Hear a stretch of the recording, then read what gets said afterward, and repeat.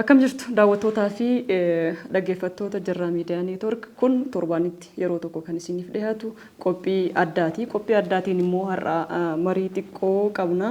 Waayiloonni kiyya as Rabbirraa Leenjisaatii fi eebbisaa jiru wal faana jirra. Turtiin keessan nu faana haa ta'u.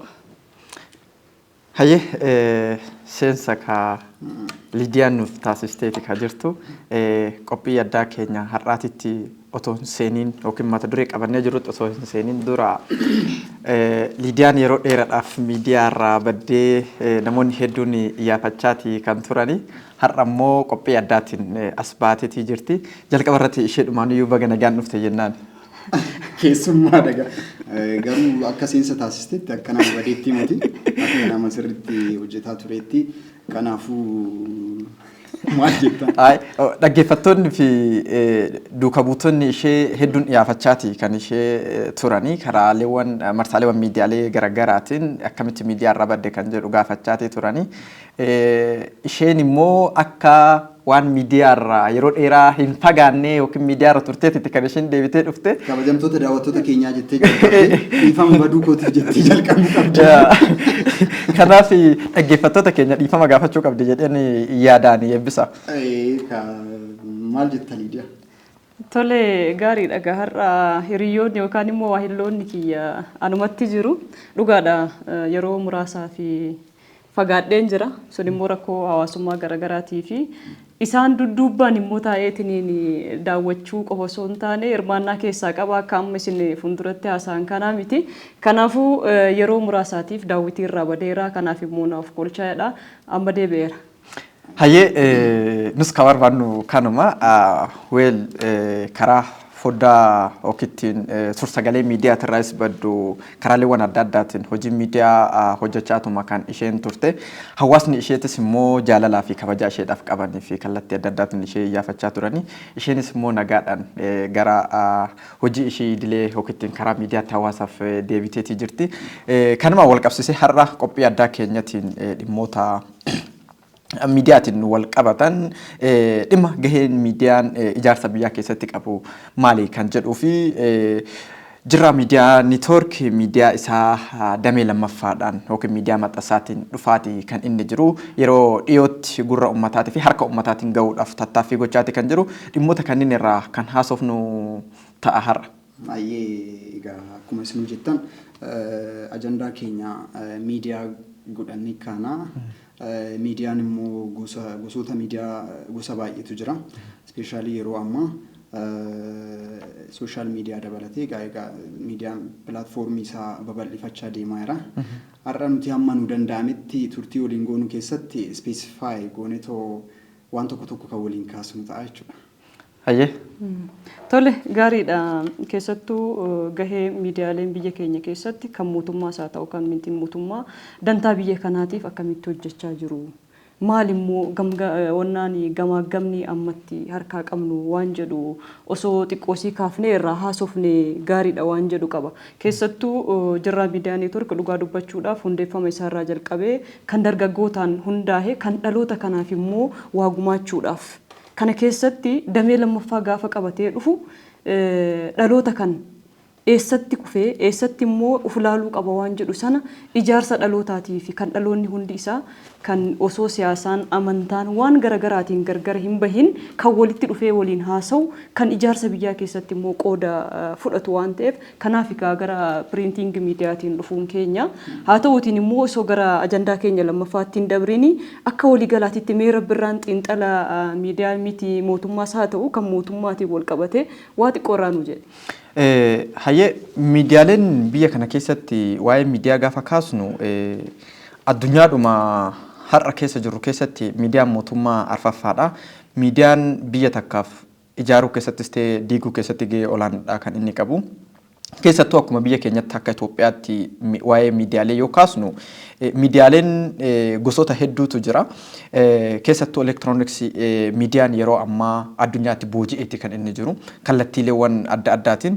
Elektirooniksii miidiyaan kun hagam ijaarsa biyyaa keessatti immoo gahee taphachaa jira kan jedhu sabni tokko yookiin hawaasni tokko biyya tokko keessa haga jiraatutti gahee mataa isaa qaba ijaarumsa biyya sanaa keessatti kallattiidhaanis ta'e al kallattiidhaan garuu miidiyaaleewwan biyya keenyaa maal fakkaatu kan jedhu fuullee akkamii keessatti kan isaan of laalaa jiran keessattuu fayyadamtoonni miidiyaaleewwan hawaasaatiin wal qabatan yeroo ammaa kana keessatti akka argaa jirrutti miidiyaaleen baay'een ijaarumsa biyyaa labsuu irra caala kallattiileewwan isaanii ta'uun yeroo baay'ee yeroo isaan ceephootti buusan kan argitu miidiyaalee hedduun kun immoo ijaarumsa biyyaa keessatti hagam gahee qaba kan jedhu irraa waan muraasa yoo kaasne gaarii natti fakkaata.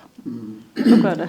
Egaa akkuma rabboon kaasuuf yaalee keessumaayyuu waa'ee miidiyaa yeroo haasofnu waa'ee ijaarsa biyyaas ta'ee waa'ee biraas kaasuuf dura faayidaa miidiyaan jechuun akkuma himamuuf akkuma maqaasa baay'ee guddaa fi humna kan qabu yookaan immoo mootummaa afuraffaallee jedhamee sadarkaa yaamamutti kan humna qabudha jechuudha. Egaa wanti guddaa ta'etu humna guddaa qabu kun karoora noo itti fayyadamne yookaan immoo haala noo itti fayyadamne ni ijaara. Yoo diiguufis immoo itti fayyadamne ni diiga. So haala biyyattiitiin wal qabsiisne haaluma addunyaan irra jirtu irraayyuu wal qabsiisne yookaan miidiyaan gahee guddaa taphachaa ture seenaa keessattis haa ta'u miidiyaan egaa tokko jedhee hundaa'ee booda badaas gaaris namni hunduu bakka jirutti taa'ee odeeffannoo garaagaraa kan itti argachaa turee fi addunyaan kunillee kan itti globalizationin kunillee kan itti sirriitti itti hiikamaa dhufe gahumsa miidiyaa kanaatiin yookaan immoo abbaan ta'e iddoo ta'e taa'ee osoo qaamaan bakka ta'e achi osoo deemuun isarraa osoo hin eegamin yookaan immoo akka duratti poostaa osoo hin barreessin manuma isaa taa'ee waan baay'ee kallattii itti hojjetuu fi itti dhaga'u qofa osoo hin ta'in kallattii ittiin hojjetu irras gahamee jira. So miidiyaan humna guddaa qaba waan lachirrattuyyuu egaa kaasuun kee hin hafne garaa faallaasaas garaa gaarummaa immoo yoo rabbuun yookaan liidiyaan osoo nuuf kaastanii ani ittan fufu. Tole gaariidha dhugaa dubbachuudhaaf waa hillan kiyya lamaanuu karaa nama hubachiisuu danda'uuni maaliif namni jalqaba yoo faayidaa isaa beekee itti fayyadamiinsa isaa yoo beekee bu'aa isaallee beekaa jechuudha. Jalqaba irratti bu'aan isaa maa inni akkaataa itti fayyadamiinsa kennamu haala biyya keenya keessatti keessattuu dhaloota qubee jenereeshinii kana baay'inaan miidiyaa lamaanuu kan fayyadamu kana keessatti immoo ijaarsa biyyaa keessatti akkamitti dantaa biyya kanaatiif oolchaa jirra waan jedhu sun yoo ka'ee faana gaariidha waan jedhuun qaba jechuudha. Kana keessattuu akkaataan fayyadamiinsa sooshaal miidiyaa kan viidiyoo xixiqqaa irratti hundaa'e ta'aa jira dhugaa dubbachuudhaaf keessattuu gara tiiktookaa namni baay'een kan fayyadamu waan xixiqqaadha jechuudha. Waan biraa dhiisii sadarkaa feesbuukaa, tiwiitaraa haa ta'u yookaan immoo inistaagiraamaa haa ta'u barreeffama dhedheeraa namni ifachuu eegaleera dhugaa dubbachuudhaaf jechuudha. Kanaaf waan barbaade kallattii barbaadeen akkaataa barbaaduun waan sakandii yookaan immoo waan daqiiqaa 2-3 hin caalle keessatti waa hubachaa dhufa jira waan ta'eef dhaloonni garasitti garagalaa jira. Kana keessatti immoo akkamitti immoo waan biyya kana ijaaru viidiyoon maan kunu akkaataa tokkummaa sabdaneessummaa sila waliigala barbaadamu sana keessatti akkamitti obbolummaa keenya ittiin cimsachuu dandeenya waan jedhu wantoonni tokko hin jira jechuudha. Keessattuu ijaarsa qofa osoo hin taane karaan diigumsaa itti lallabamu boochisanii boochisuun kun hin mul'ata jechuudha. Dhaloota waa boochisu osoo hin taane kan boo'ee irraa imimmaan haqaa kaan immoo akkaataa ittiin biyya kana itti fufsiisuu dhaloota rakkoo keessa taa'ee rakkoo faarsu osoo hin taane rakkoo keessaa bahuudhaaf sochii gochuu wantoota silaa barbaachisu sana gahee miidiyaan achi keessatti taphatu bal'aadha waan ta'eef alternatiivii yookaan immoo carraa qabnu sanatti fayyadamuun dirqama ta'a jechuudha. Kanaaf akka waliigalaatitti waan sirrii fi kallattii sirrii dhugaa dubbachuudhaaf mootummaa jijjiiramaa kana keessatti hojiiwwan babal'aadha. Inisheetiiviiwwan garaagaraa jira.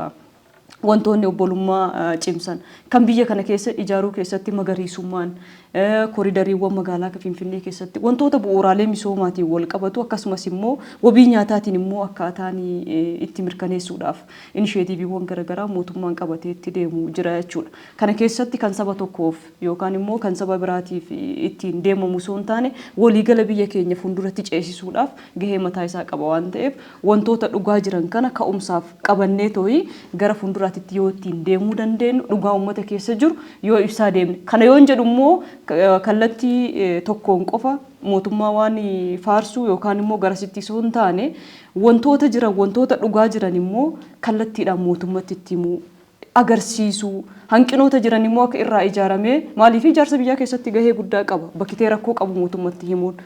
Hawaasa birattis waan ilaalamuu qabu yoo ilaalamaa deeme gahee biyya kana ijaaruu keessatti ashaaraa keenya ashaaraa boruu dhaloonni irraa fayyadamuu danda'u buusuu dandeenya waan jedhu qaba. Mee Rabboon wanni itti jettoo jira.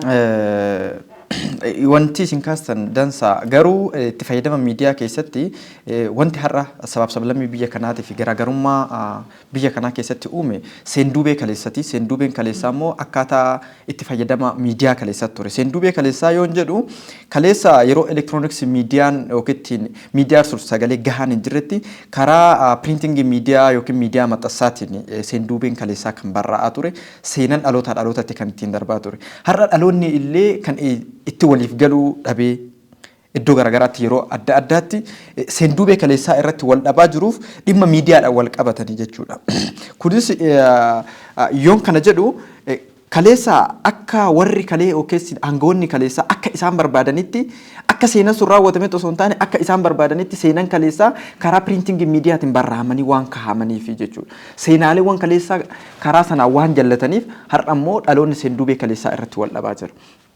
So kuni maal uuma waan kaleessaa sana har'a dhaloonni wabeeffataa jechuudha. Seenduubee kaleessaa irratti illee miidiyaan gahee guddaa qaba. Seenduubee kaleessaa sana sirreessuudhaaf illee dhaloonni har'aatii fi fayyadamtoonni miidiyaa har'aa gahee olaanaa qabu jedhee yaada. Keessattuu elektirooniksii miidiyaa irratti. Elektirooniksii miidiyaa irratti haalonni amma jiran kuni xiqqoo jenereeshin gaappii waan uumuuf deemu natti fakkaata. Maaliif jennaan yeroo ammaa kanatti dhaloonni sadarkaa itti ati addunyaadhaan dorgomuu teknooloojii fayyadamuudhaan sadarkaa addunyaadhaan dorgomuu irra kaga'eettu waa dubbisuullee gaafata, waa qorachuullee gaafata. Dhaloonni har'aa sanirra jira yoo jenne jenereeshiniin hokkittiin dhaloonni ammaa kun miidiyaa daqiiqaa muraasatti dhufaa jira. Kana yoon jedhu sammuun dhalootallee garasitti gabaabbachaa dhufaa jechuudha. Waan barreeffama dheeraa dubbistee hubachuun piriintingii miidiyaa yookiin miidiyaa maxxansaatirraa barruuleewwan adda addaa dubbisuun amaloonni akkasii sun hafaa dhufaa jira jechuudha.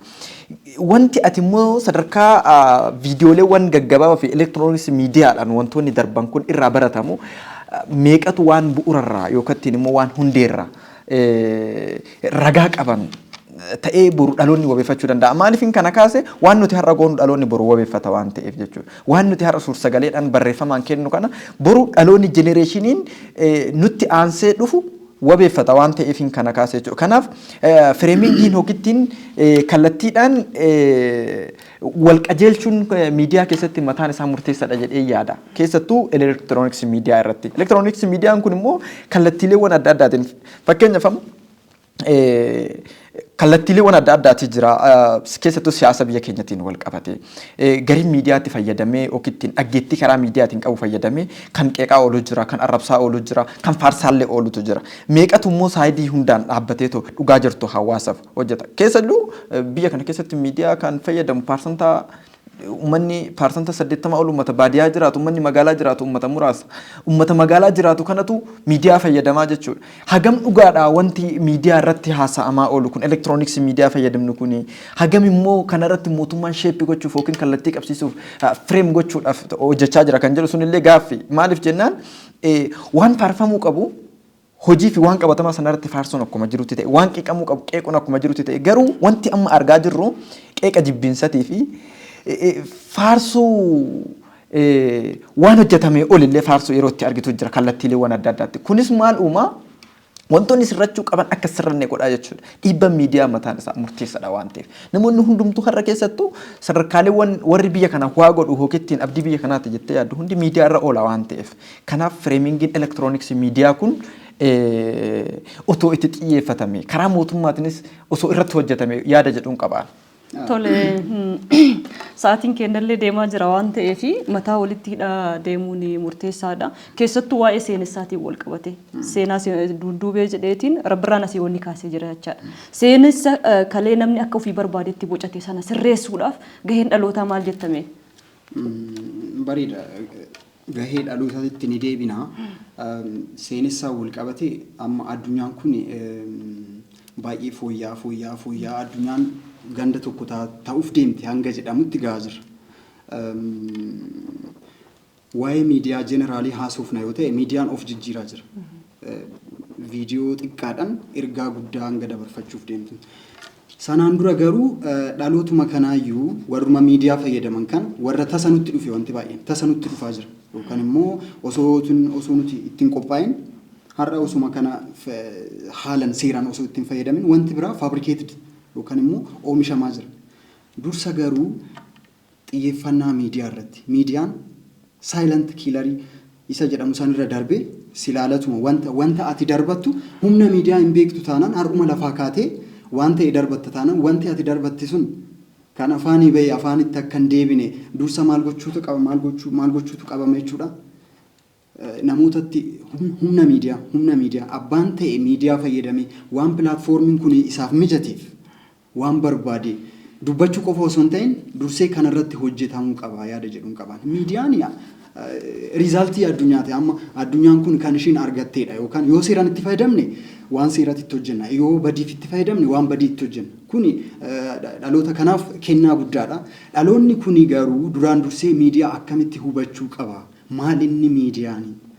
Maaliif fayyada? Humni isaa hammamii? Humna miidiyaa kana eega baree booda humna isaallee ni tilmaama yookaan immoo ni madaala jechuudha. Wanti inni dubbatu namoota bira gahee maal jijjiiraa yookaan maal ijaaraa yookaan maal kuffisa sanaan dura dhaloota irratti osoo wanti kun hojjetame jedheen yaadaani. Dabalataan dhaloota ammaatirraa maal ta'e gamaan seenessi baay'eetu barreeffame. Waa'ee keetirratti iddoo ati hin jirretti iddoo ati hin oolletti iddoo inni hin oolletti iddoo ani hin oolletti warri jibbiinsa qaban addunyaa kamirraayyuu jira. Biyya keenyatti immoo ispeeshaalii saba keenya irratti wanti hojjetame immoo waan baay'ee jira. Sana sirreessuuf har'a miidiyaa dhufeera ofirraa qolachuuf sirriitti qorachuuf akka durii laayibraarii seenuun sirraan eegamu hayyoota baay'eetu barreessa miidiyaa irratti. Miidiyaa gaarii foo itti fayyadamne jechuudha. Dhaloota irraa maaltu eegamaan jettu gabaabumatti. Sooshaal miidiyaas haa ta'u miidiyaa kamiyyuu yaa ta'u dursinee akkamitti itti fayyadamnaa kan jedhu beekudha. Ittaansee immoo wanti miidiyaa irra jiran hundumtuu ni fayyada. Eenyutu maal barreessa? Duraan dursinee jechuudha. Eenyutu maal barreessaa? Maaliif barreessanii?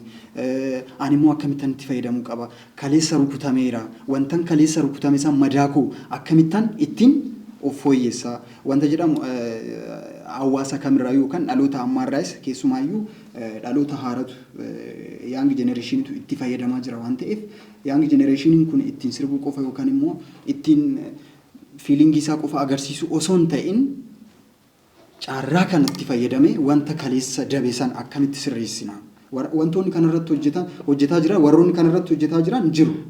Garuu sirriitti yoo hojjetame warra miidiyaa of harkaa qaban hundumarratti osoo irratti hojjetame warri hojjetaa jiranis osoo cimanii hojjetanii dhaloonni kun sheeppi ta'a seenaa isaallee wanta jalaa badisan kallattii kanaan sirreeffachuu danda'a. Garuu miidiyaan uumamuun carraa warra duraan miidhamee har'a akka deebi'u yookaan warra duraan miidhameef har'a carraa guddaadha. Miidiyaan sirriitti fooyya'aa dhufuunsa harkaa wal qabuun sirraan eegamu.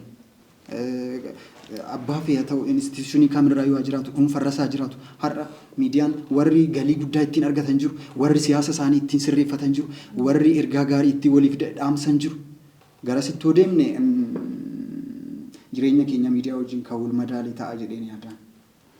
Tole daawwattoota keenya ammas irra deebiidhaan kan hordofaa jirtan qophii addaati. Qophii addaatiin immoo waahillan kiyya dhimma miidiyaa akka waliigalaatti kaasanii kan irratti mari'achaa jirrudha. Ammas eessayyuu hin deebinaa turtiin keessan nufaan haa ta'u.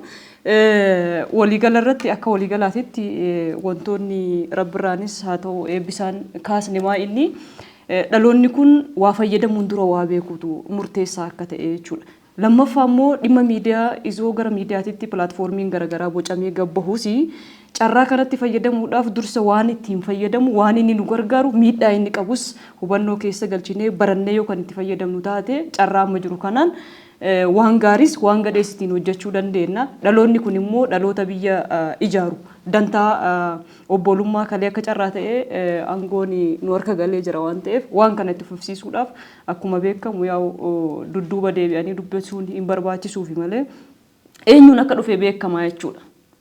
Kan ebaluuti jennee kaawullee baanu yoo xiqqaate dhiinni qeerroo fi qarree hedduun itti dhangala'eeti jechaadha jijjiiramni kun kan dhufe. Jijjiirama kana immoo utubuudhaaf gara fuulduraatti ce'isuudhaaf biyya akka nuu toltuutti ijaarrachuudhaaf gahee keenya bahachuun akka sabaatitti wantoota daddabe sana dubbisnee barannee kallattii silaa barbaadamutti sabaaf sablammii biyya kana keessa jirullee akkaataa itti sirreessuu danda'utti qajeelchuun kanuma keenya waan jedhu irratti yoo walii galleetiin ajandaa keenya lammaffaatti dabarre maal jetta Rabbira? Yaa otoo sitti hin darbin dura waan xiqqoo jechuu barbaadu miidiyaan itti fayyadama isaa yoo beekte addunyaadhaan wal si barsiisa. Itti fayyadama isaan beektu yoo ta'e garuu miidiyaan addunyaa keessa si dhabamsiisa. Maaliifin humni miidiyaa guddaadha waan ta'eef keessattuu biyya keenya keessatti humni miidiyaa baay'ee hin baratamne humni miidiyaa maal akka ta'e namni hedduun itti fayyadama malee humna miidiyaa baay'ee hin beeku. Humni miidiyaa garuu baay'ee guddaadha jechuudha. Meeshaa waraanaa guddaadha humni miidiyaa. Warri humna miidiyaa bare garuu biyya kana keessatti haalaan itti fayyadamaa jira meeshaa waraanaa godhee. Maaliif jennaan ololoota adda addaa ittiin oofu, waraanota adda addaa ittiin banuu. Kun immoo seera qabaachuu danda'uudha qaba jedhee yaada jechuudha. Haalonni amma jiran kun jenereeshin gaappii uuma yoo ta'e abdiin biyya kanaa boru rakkisaadha waan ta'eef. Kanaaf humni miidiyaa kun immoo jenereeshin gaappii uumate kan inni jiru haalli amma jiruun jibbansa adda addaa facaasuun sabummaadhaan wantoota adda addaa gochuun dhimma dantaa siyaasa mataa ofii gabbifachuuf yookiin eegsifachuuf tikfachuuf jecha karaa miidiyaa fayyadamuudhaan namoonni hedduun warri keessattuu itti fayyadama miidiyaa beekan waan baay'eedha kan isaan gochaa oolan keessattuu akka biyya keenya akka Itoophiyaatti gaafa laalle dhimmoonni miidiyaa kun xiqqoo ishee xiyyeeffannaa keessa osoo galee yaada jedhuun qaba. Karaa miidiyaa waliigalaatiin miidiyaalee biyya kanaa keessatti miidiyaan mootummaa gahee akkamitti taphachaa jira miidiyaan miti mootummaa gahee akkamitti taphachaa jira kan jedhu biyya kana keessatti aangoo olaanaa kan qabu mootummaadha waan ta'eef wantoota kanarratti mootummaan hojjechuu danda'uudha qaba jedhee yaada. Maaliif jennaan miidiyaaleewwan biyya kana keessa taa'anii garaagarummaa hedduu uumaa oolan jibbansa facaasaa oolan kun maal uumaa deemaa diigumsaa fi kufaatii biyyattii keessatti kan inni fidaa deemu yookiin ittiin gaappii uumaa deemu jechuudha. Kanaaf kanarratti osoo hojjetame yaada jedhu qaba. Karaa ajandaa keenya lammaffaatti yoo tarree gama kooti kanum jedha. Tole asirratti garuu wanti sii dabalee darbee waan nama xiqqoo jechuun miidiyaa seenaa keessatti keessumaayyuu uummanni Oromoo dhaloonni qubee seenaa keessatti miidiyaa seeraan itti fayyadamee kanaaf immoo fakkeenya kan ta'u balleessuufis guddisuufis jijjiiramaa amma dhufe kana kilaashinii muti kan dhufe feesbuukidha saama jechuudha amantanis amanuu battanis har'asoo ta'e immoo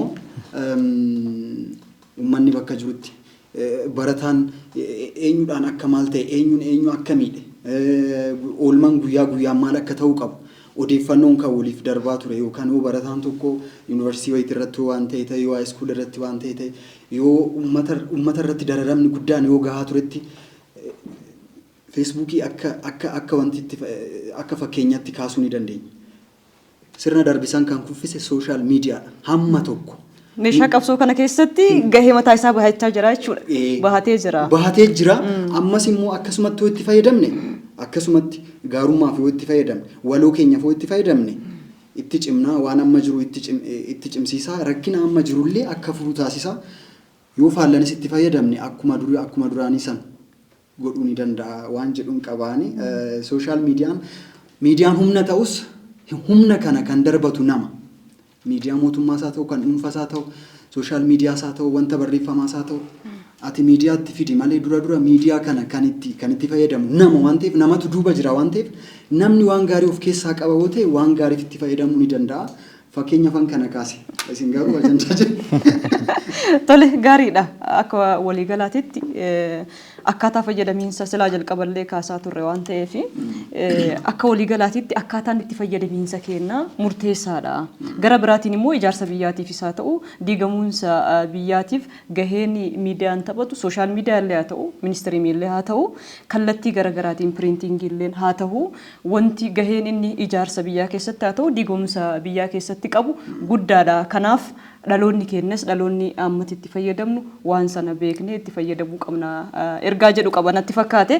Kanaaf mee amma immoo akkuma beekamu karaa sooshaal miidiyaatiin miidiyaan jalqabumayyuu jirra miidiyaa neetwork kan dhalootaaf hundaa'ee dhalootaafis kan hundaa'ee kan ammoo qabatamaan bakka dhaloonni hanqina qabutti hanqina sana guutuudhaaf akka hojjetu homaa wal nama gaafachiisu jechaadha.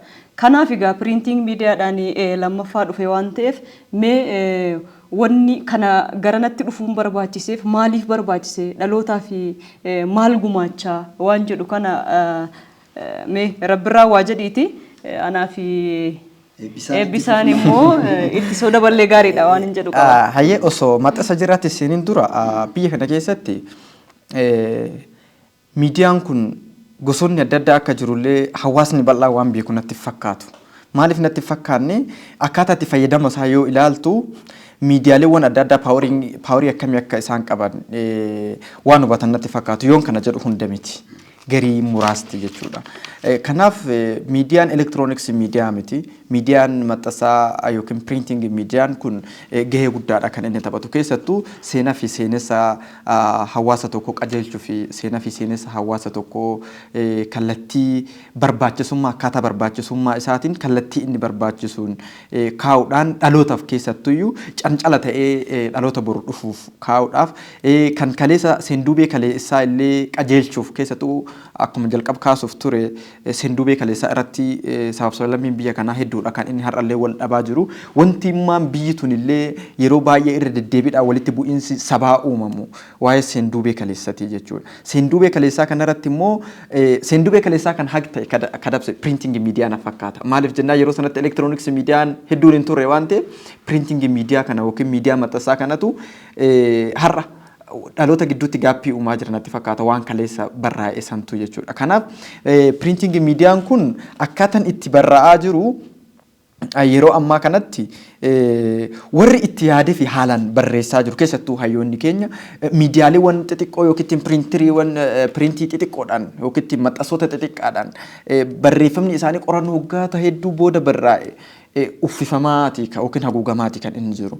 Kana jechuun maalinni ragaa boru dhaloonni barbaadu sana argataayi kan jedhu fakkeenyaaf kitaaboleen akka Itoophiyaatti yeroo ammaa ba'an yoo argite kitaaba baatii 2 baatii 3 keessatti qorannoo tokko malee keessattuu dhimma seenaa irratti fa'aa yeroo barraa'u argita. Yeroo itti seenaadhuma kaleessa warra dabree yookiin seenaa kaleessa hawaasa darbee tokko yeroo itti wal faalleessu argita printing miidiyaadhaan wantoonni ba'an jechuudha. Kun maaluma generation gaappii keessatti maaluma akkaataa seenaa fi seeneffama gidduutti illee gaappii uuma jedhee yaada'ani. Maaliif jennaan wanti kun yoo hin qajeelle kana qajeelchuu keessatti immoo gahee miidiyaa maxxansaa mataan isaa murteessaadha. Miidiyaan maxxansaa kana qofaaf miti. Qaroo hawaasichaatiif illee ijuma nuti itti ilaallu kanaaf printing miidiyaan murteessaadha. Waa dubbistee waa irraa barachuuf printing miidiyaa waa murteessaadha jechuudha elektirooniksii miidiyaadhaa ol.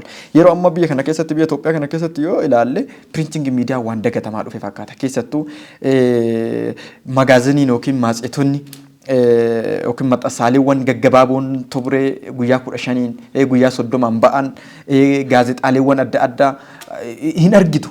Akka biyya kanaatti yoo argitellee kan saba tokko yookiin kan garee tokko leellisu argitaa jechuudha. Kun immoo maalidha? Biyya tokko keessatti dhiibbaa uuma. Biyya sabaaf sablammii fi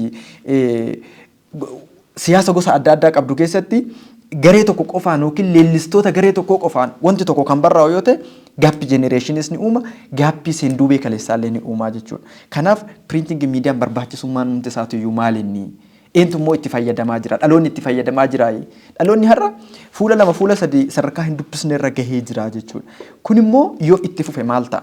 Dhaloonni kun sammuun dhaloota kana akkuma viidiyoo tiktookii san daqiiqaa 2 daqiiqaa 3tti gad dhufaa deemaa jechuudha. Wanti isaa hundumtuu gabaabachaa waan dhufu natti fakkaata. Toleka mee rabbiin rabbuun amma tokko irraa kaaseera.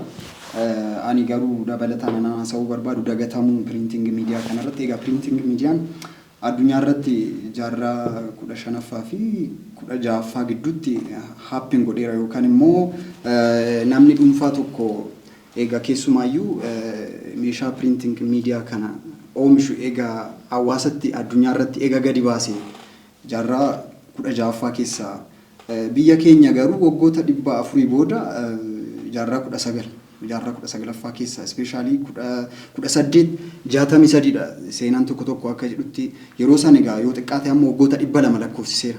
Akka ka'umsa isaa irratti akka ka'umsa isaatti piriintingi miidiyaan Itoophiyaa keessatti Afrikaa irraa dursaadha jedhamaa ture. Akka ka'umsa isaatti 1863 jechuun baroota kiingonni bulchaa turan sanillee piriintingi miidiyaan biyya kana galee ture jechuudha. Amma immoo gidduu gidduutti dagatamaa dhufee keessumaayyuu egaa amma sooshaal miidiyaan kun pilaatfoormiin sooshaal miidiyaa kun egaa dhufee booda akkuma rabboon kaastee baay'ee dagatamaa jira.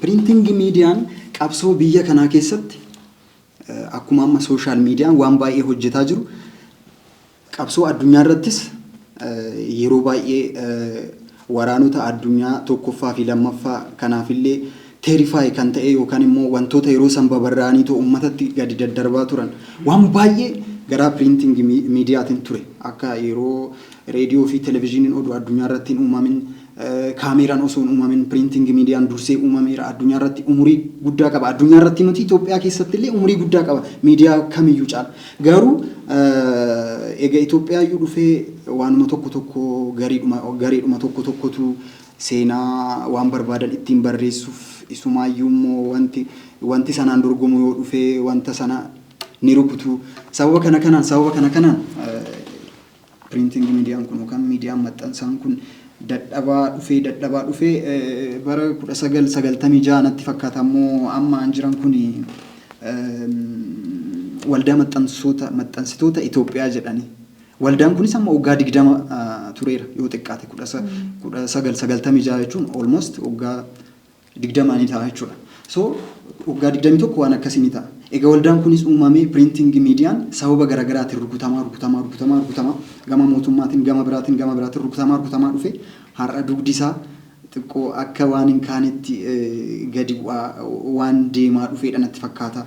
So gama biraatiin garuu seenessa akkuma seenessa kan micciire yookaan seenaa biyya kanaa micciiruuf carraa kan uume sirriidha piriintingi miidiyaadha. Waan har'a piriintingi miidiyaan sun nurratti fide wanta karasiin nutti dhufe har'a kan ofirraa qolachaa jirru piriintingi miidiyaanis miidiyaadha humna qaba addunyaa irratti immoo adda dureedha garuu akka ka'umsa isaatiin har'a laafaa as ga'eera.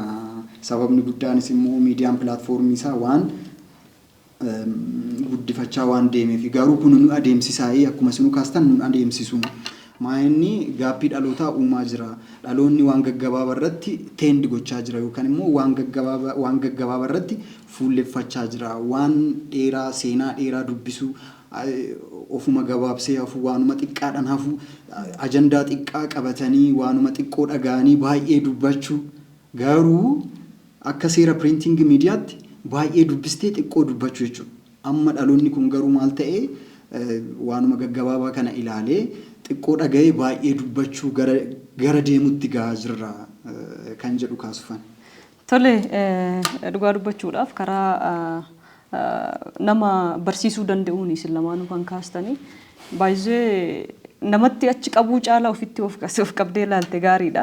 Hagaman dubbisaa, hagaman barreeffama maxxansaalee garaagaraa akkuma matseetii haa ta'u, gaazexaa garaagaraa haa ta'u, hammam dubbisa yoo jedhe waan biraa miti FB irratti haa ta'u, sooshaal miidiyaa garaagaraa gaafan fayyadamu barreeffamoota dheeraa nufuun kun uumamee jira jechaadha.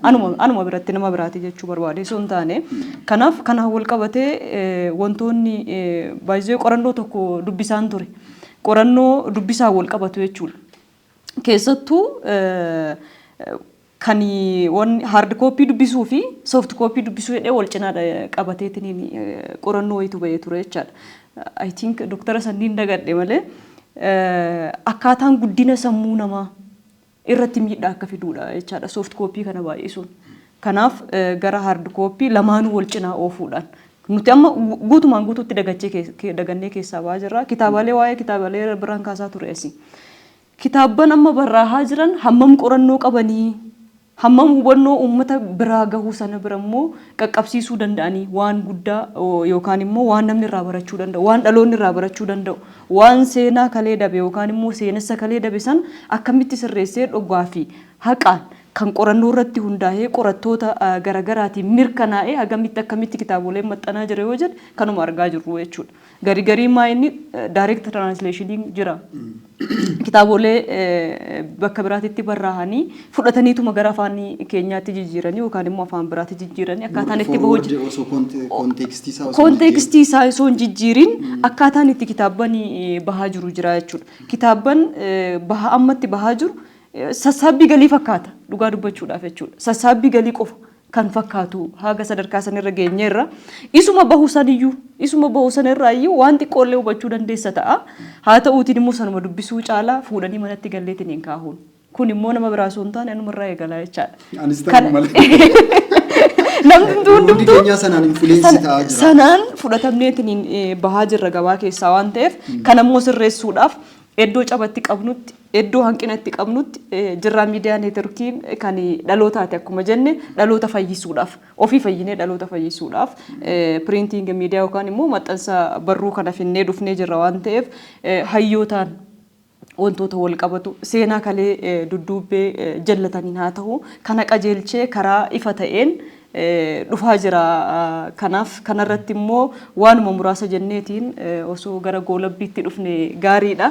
Mee maal diiteel maal qabatee dhufaa daawwattoonni keenya maal nurraa eegu waan jedhu sana qofa daqiiqaa muraasa keessatti waa jenneetiin sagantaa keenya osoo goolabne gaariidha. Qaawwa hawaasaa keessattuu biyya Itoophiyaa tana qaawwa ishiin qabdu duuchuudhaaf akka dhaabbata jirraa miidiyaa neetworkiitti dhaabbata maxxansaa yookiin piriintingii miidiyaa hundeessinee erga hundaa'ee tureera. Tamsaasa isaa jalqabsiisuuf yeroo dhiyootti karaa hawaasaatti gabba'uudhaaf sagantaadhaan dhufaati kan inni jiru.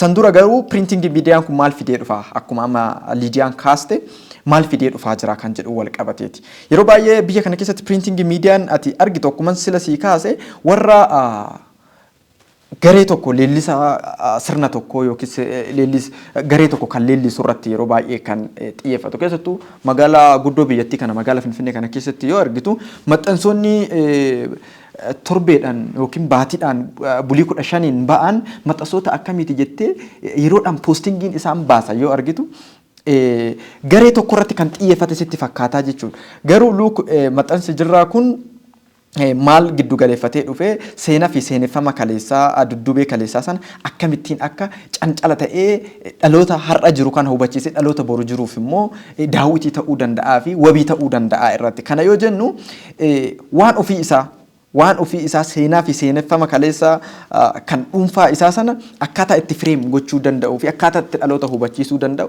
akkaataa immoo itti waliin jireenya sabaaf sablammii biyya kanaa inni guddaan seenaa fi seeneffama jedhee kaaseen ture wal dhabdeen biyya kanaa inni guddaan akkamitti seenaaf seeneffama kana kallattiin kaa'uun danda'ama kan jedhu karaa barruu kanaatiin barruun kun immoo hayyoota kamiifiyyuu banaadha sabaaf sablammii kamiifiyyuu banaadha barruun kun afaan sadiini kan inni hojjetu afaan oromiffaa afaan amaariffaatii fi afaan ingiliffaati gara fuulduraatitti immoo afaanota biroo itti dabaleeti kan barruun kun hojjetu jalqabbii afaanota kana sadaniin haa jalqabu malee akkaataa itti quufinsaa fi bira gahiinsa hawaasaa irratti keessattuu sabaaf sablammiin biyya kanaa achi keessatti akkamitti akka fuuletitti of laaluu danda'a piriintingii miidiyaa kana keessatti.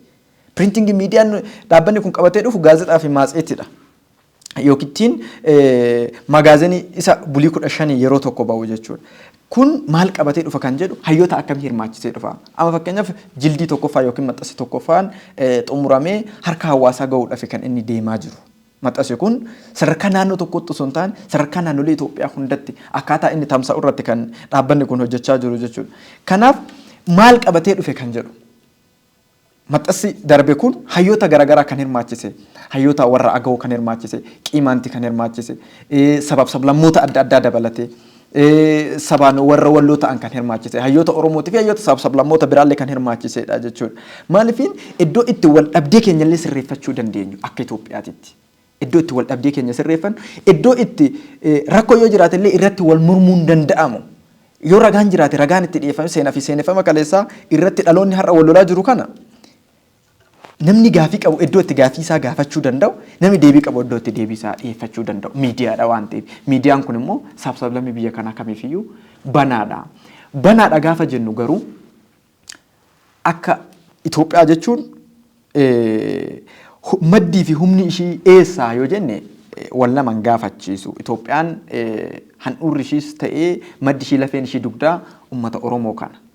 Kaleessas ta'e har'as seenaa fi seeneffamni uummata kanaa biyya Itoophiyaa kana keessatti maal fakkaata akkamitti barraa'aa ture kaleessa Barruun kun seenaa akka warra kaleessaa sana seenaa saba Oromoo kana kan jabeessu yookiin saba Oromoo kana kan dhaadheessu qofa osoo hin taane dhugaa saba Oromoo kana sabaaf sablammii biyya kanaatti himuudhaan akkaataa itti waliin jireenya sabaaf sablammii fi seeneffama kaleessaa sana achi keessatti tiksuun danda'amu irratti kan inni hojjetu.